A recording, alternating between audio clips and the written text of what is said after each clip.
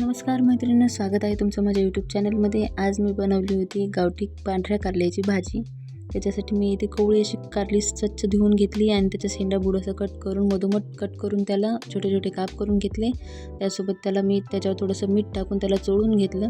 ही कारली मी सकाळी कट करून संध्याकाळी भाजी करायला घेतली, त्याच्यामुळे असे थोडेसे पिवळसर असे दिसतात. त्याच्यावर मीठ टाकून छान असं चोळून घ्यायचं.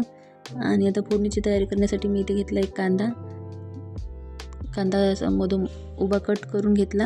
पाकळ्या अशा मी ठेचून घेतल्या. कट करून न घेता ठेचून घ्या, त्याची चव छान लागते.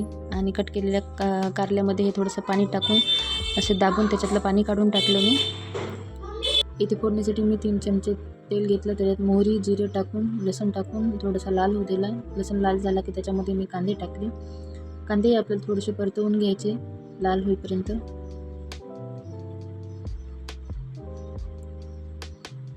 कांदा थोडासा मऊ झाला की त्याच्यामध्ये आपण मीठ लावून घेतलेले कारले टाकायचे.